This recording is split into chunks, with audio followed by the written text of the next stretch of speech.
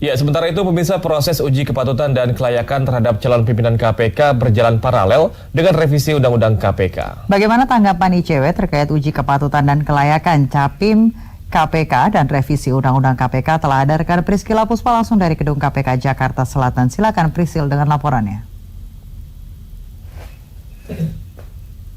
Reva, Tiara, dan juga pemirsa, pasca usulan resmi dari Dewan Perwakilan Rakyat mengenai revisi Undang-Undang Nomor 30 Tahun 2002 tentang Komisi Pemberantasan Tindak Pidana Korupsi atau KPK, ini langsung menuai protes. Kita ketahui tadi siang ratusan pegawai KPK menggelar aksi atau unjuk rasa menolak dari revisi undang-undang, dan di Gedung Merah Putih KPK ini terus berdatangan karangan bunga yang seperti nampak di belakang saya saat ini. Banyak karangan bunga yang bertuliskan bahwa pemberantasan korupsi mati suri, di mana presidenku. Kemudian ada yang turut berduka cita atas matinya jiwa anti korupsi, dan masih banyak lagi tulisan yang atau karangan bunga yang dikirimkan oleh rata-rata oleh masyarakat dan juga dari lembaga ataupun dari institusi-institusi lain yang merasa, ataupun dari KPK sendiri, dari pimpinan KPK Agus Raharjo mengatakan dengan adanya kabar resmi usulan dari revisi Undang-Undang KPK ini, rasanya seperti KPK berada di ujung tanduk. Dan untuk mengetahui bagaimana apa sebenarnya yang direncanakan oleh DPR dan bagaimana tanggapan dari Indonesia Corruption Watch, saat ini saya sudah bersama dengan peneliti ICW yakni Wana Alamsyah. Halo, selamat malam Bang Wana. Selamat malam Mbak Prilly. Mbak, Mas, ini kita kabar yang cukup mengejutkan begitu. Kemarin langsung 20 menit rapat paripurna resmi usulan revisi undang-undang. Ini bagaimana, Mas, tanggapannya? Ya, kita melihat sekarang sedang ada upaya yang dilakukan oleh sejumlah pihak untuk mencoba melemahkan KPK, baik itu dari internal maupun dari eksternal. Kalau seandainya kita bicara tentang revisi undang-undang KPK, ini upaya untuk melemahkan dari sisi regulasi yang mana itu dari eksternal. Kalau kita lihat dari segi prosesnya, misalkan kalau tadi Mbak Prilly bilang bahwa proses persetujuan anggota DPR itu hanya memakan waktu 20 menit. Dan itu waktu yang sangat singkat. Kemudian kalau seandainya kita bicara tentang jumlah anggota DPR yang hadir, itu pun tidak sampai setengahnya. Dari 560 itu hanya sekitar 70-an orang yang datang di DPR. Lalu pertanyaannya adalah bagaimana kemudian forum tersebut itu bisa legitimate untuk menyetujui revisi Undang-Undang KPK. Kalau seandainya kita lihat ada sejumlah poin yang bermasalah di dalam revisi Undang-Undang KPK. Salah satunya kita bisa sebut Dewan Pengawas, kemudian OTT-nya ditiadakan, penyadapan, kemudian penyelidik dan penyidik independen itu tidak ada, dan ini kan yang menjadi persoalan. Kalau seandainya kita bicara tentang satu poin saja, Dewan Pengawas, ini yang kita khawatirkan atau kita takutkan akan melemahkan KPK. Karena dari sisi regulasinya, klausulnya itu menyatakan bahwa Dewan Pengawas ini nanti dapat memiliki hak atau memiliki kewajiban untuk memberikan izin ketika adanya upaya untuk melakukan penyadapan. Dan itu kan yang akan melemahkan KPK, karena kalau seandainya kita tahu selama ini sepak terjang KPK dalam pemberantasan korupsi sangat dalam tanda kutip ya, itu ditakuti karena kita bisa melihat bahwa aktor-aktor yang melakukan korupsi ini pun juga high profile. Aktor yang high profile ini bisa dikenakan dengan menggunakan cara-cara yang juga spesial, yang khusus, sehingga OTT ini sebenarnya dibutuhkan. Namun ketika munculnya Dewan Pengawas, yang mana kalau seandainya kita coba telisik lebih lanjut, itu pun syarat-syaratnya semacam calon pimpinan KPK.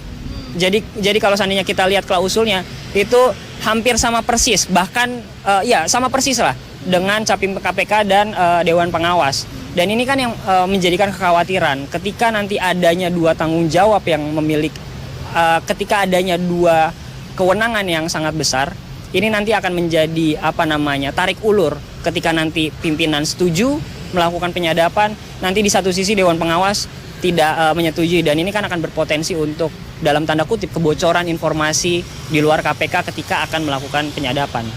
Nah, ini Mas Wana sendiri, kita ketahui ini kan baru usulan resmi dari DPR begitu, dan tadi juga langsung ada aksi protes dari pegawai KPK yang meminta presiden begitu, dan juga nih banyak juga dari karangan bunga yang dikirim. Nah, ini sebenarnya apakah memang DPR yang sudah mengusulkan bisa ditolak langsung oleh Presiden atau seperti apa sih, Mas? Ya sebenarnya kan usulan ini, revisi Undang-Undang KPK ini itu harus berkolaborasi antara pemerintah dengan DPR. Ketika DPR yang menyetujui, artinya ini sekarang bolanya ada di tangan pemerintah, yaitu Jokowi. Sampai sejauh mana sebenarnya komitmen Jokowi dalam konteks pemberantasan korupsi, yang mana revisi Undang-Undang KPK sekarang sedang dinaikkan isunya.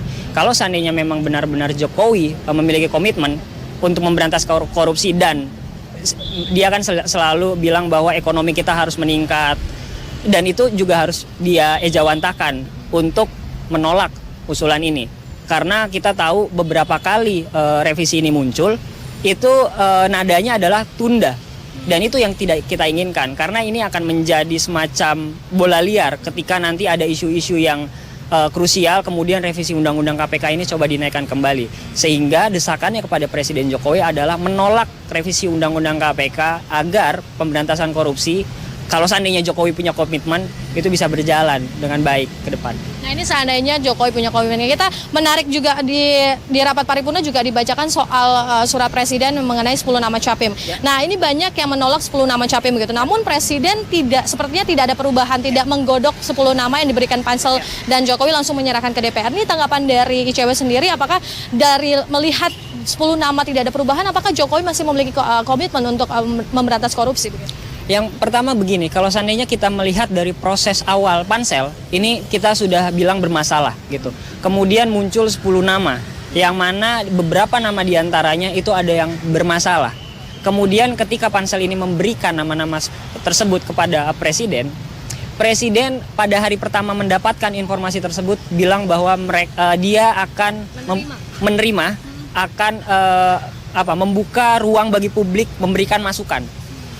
Entah itu tokoh masyarakat dan lain sebagainya. Artinya dalam konteks itu Jokowi ingin mencoba mengakomodir. Namun persoalannya adalah hari selanjutnya Jokowi menyerahkan 10 nama tersebut ke DPR. Kami bisa bilang bahwa Jokowi hanya lip service untuk coba meredam kegaduhan yang terjadi di tengah masyarakat.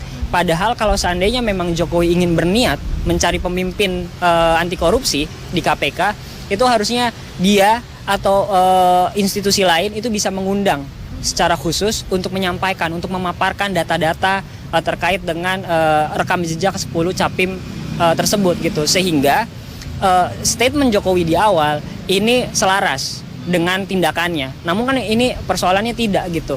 Jokowi mendapatkan, Jokowi bilang akan membuka ruang, namun kemudian dia memberikan ke DPR, dan ini kita bilang ya dia hanya lip service saja untuk meredam kegaduhan yang di tengah masyarakat, dan kami kecewa atas sikap Jokowi seperti itu. Yang memberikan 10 nama langsung tidak digodok. Nah, ini dari 10 capim yang diserahkan kemarin, terus kemarin langsung ada malah sudah ada resmi usulan mengenai revisi Undang-Undang KPK. Ini dalam waktu yang singkat, ini bagaimana Mas tanggapannya, Mas? Iya, kita bisa melihat seperti ini, ada semacam dalam tanda kutip keburu-buruan untuk coba untuk melemahkan KPK. Karena kalau seandainya kita lihat, yang dibutuhkan pemberantasan korupsi itu bukan revisi Undang-Undang KPK-nya, tapi revisi Undang-Undang Tipikornya. Kalau seandainya kita lihat, banyak juga korupsi terjadi di korupsi yang melibatkan sektor swasta. Sedangkan aturan tersebut tidak terakomodir dalam Undang-Undang Tipikor. Seharusnya itu bisa masuk ke dalam Undang-Undang Tipikor. Dan ini yang harusnya digodok oleh DPR dan pemerintah. Namun persoalannya adalah rasanya mereka itu kehilangan arah untuk pemberantasan korupsi ke depan. Yang mana yang ingin diubah itu malah kelembagaannya, KPK-nya. Artinya ini kan mencoba untuk melemahkan KPK dari segi kewenangan. Dan ini menurut kami sudah sangat krusial. Oleh sebab itu, karangan bunga yang ada di sini ini adalah support dari masyarakat bahwa KPK masih dibutuhkan oleh masyarakat.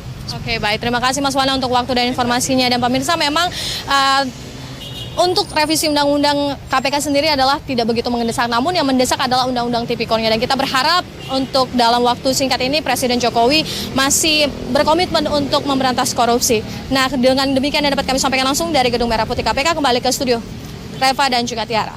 Terima kasih rekan Priscila atas laporan langsung dari Gedung KPK Jakarta Selatan.